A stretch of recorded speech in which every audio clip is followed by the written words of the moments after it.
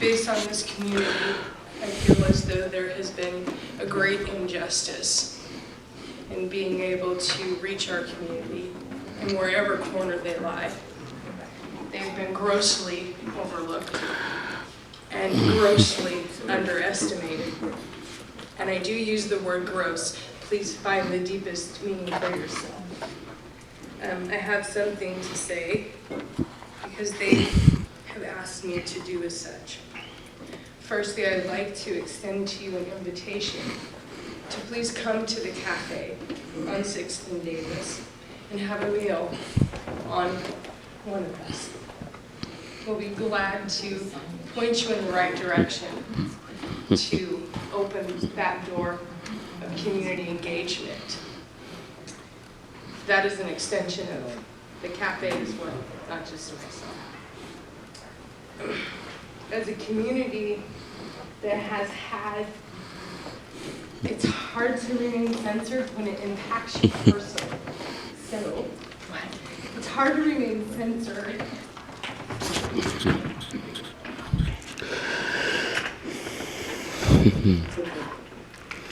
okay.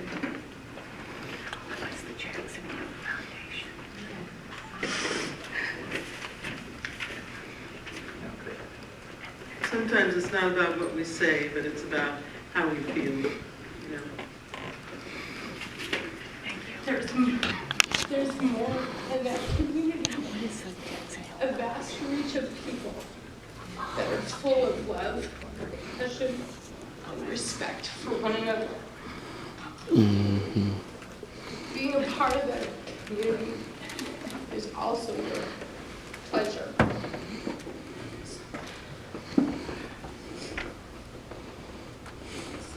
Thanks, Mom. Come and thank you. Thank you so much. Thank you so much. I have Deborah Harris. Yes, thank you, and giving all due respect to Kathleen and to the board and to everyone who's here tonight. Thank you very much for giving me the opportunity to say a few words. Basically, what I wanted to speak on is community involvement. People want to be included. We have 95 communities, and when we're including the communities, then they're great, feel great about what they're doing and great about what we're doing. But we have to reach out, and we have to find those opportunities to reach out to the communities. Not only finding those opportunities, but we need to use the type of language so we can relate to everyone. Everyone doesn't understand a lot of the legal technicalities of words and the analysis of the data and so forth. You know, I've had some of that, but we need to be able to reach the communities. And in reference to the report, that's one of the reasons I'm making a comment. The report, the intentions were great. You guys did an awesome job. But some of the, I don't like putting the butts in between there. Some of the concerns I have is sometimes when we're putting something together, if it is an A, then we don't want to call it A. Referencing to, I know you said we made an effort with no results, so we considered that as a non-compliance. So if we made an effort, but if we did not get any feedback and there's no results, then there's no compliance there. We don't want to, I know you're not trying to, I know this isn't the intention at all. We want to get this out because people are saying, we want this information. But sometimes if we feel that we are, there's deception and there's a lack of honesty and integrity and ethical in how we're handling situations, then we're going to push the communities. We have 95 communities. We're going to push the communities away from us. Let me know when it's my time. I always like to stay timed. We want to push the communities away. And one other comment was that inaccuracy in our data should not define as compliance. If there's inaccuracy, then we're not going to say it's partial compliance, or we shouldn't. I know this is a big project. Like I said, you worked hard on it, but my concern is that we need to be able to communicate it to everybody so that everybody can understand and find ways to communicate this information, not just have it on an 88-page document, you know, which is good, but some way reach out into the community. Real briefly, in closing, when I was running for the office, one of the greatest things, the biggest thing that the people in the community, the citizens, were saying is that no one is listening to us. We have voices. We want to be involved. We're citizens.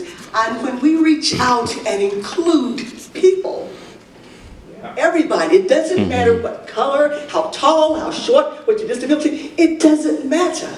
The fact is that we are including.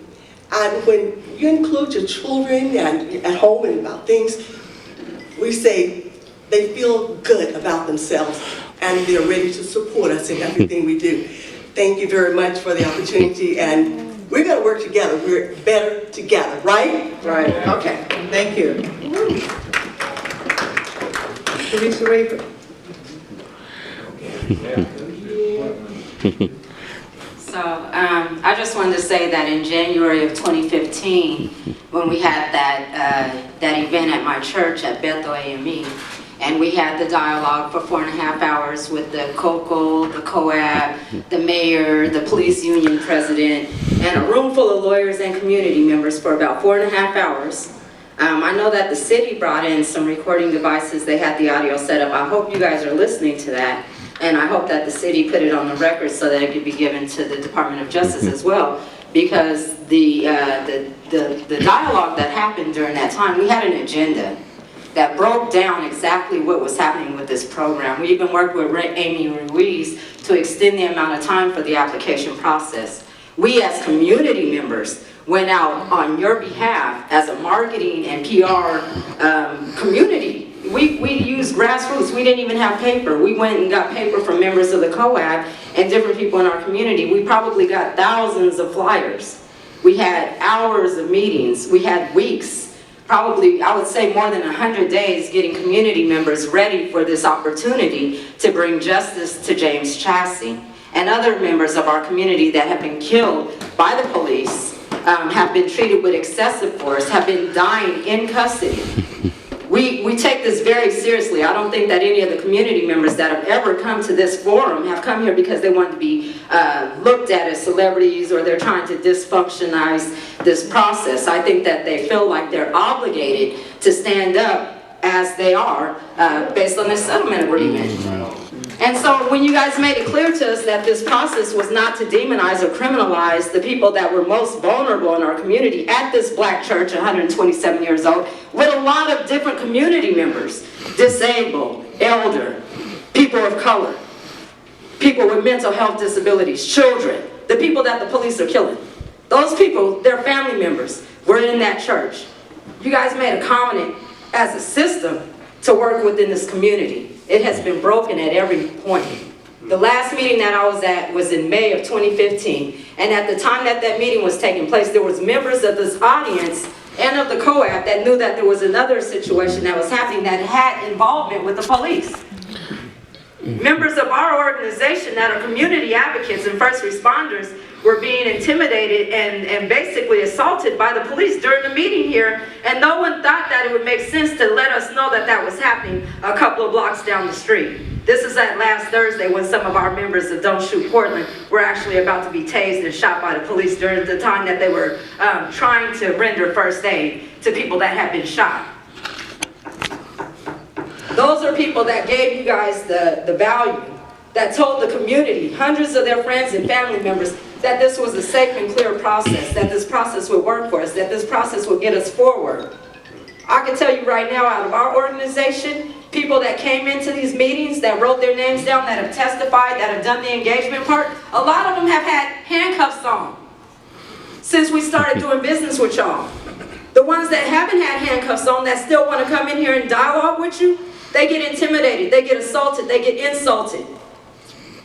You don't verbally isolate someone from a process that has to do with people that they know and love being killed and murdered. And to refer to a process that's in a book, an old law book, about public testimony and public meetings, this is not the same type of public meeting that's referred to in that document. This meeting right here is about a settlement with the Department of Justice through Judge Simon. So what you gotta do is you need to think of a new protocol to deal with the situation. You don't implement strategies from 2002 or 2010 or 2015 to this process right here. You're building the process. You're building the process. So be considerate of that. Don't violate the civil liberties of the people that are most vulnerable. That's why you're here now. That's why you're here now. They're not the problem. Your time is up. And one more thing for security. Don't bring security up in here no more. Y'all know better than that. You do not bring security to a meeting that has to do with people being killed by security or police officers. That makes no sense. You don't have to be here on behalf of the community, accountability board. These are the people y'all represent. You don't represent the police. You represent these people. If you cannot build a dialogue or create a discussion, I can't hear myself. If y'all can't build a discussion to deal with these people in a way that makes sense, that's not going to create a mental or a hostile or a health emergency, then you're not qualified to do the job. Right now, what I think needs to happen is Judge Simon needs to indict the system. There needs to be an investigation. You guys need to detain this process. It needs to cease and desist. Period. Stop the process. Call the judge. Do an investigation. The Department of Justice should be making that suggestion themselves. The Department of Justice should be making that suggestion themselves. Hell yeah. Check your record, you guys. Yeah. And start with Mr. Third. And cutting me off by way of my free speech. Start with you. Commissioner Fritz. You don't time it says here. Everybody yielded their time to me. That's why you didn't need to shut it down. Good evening.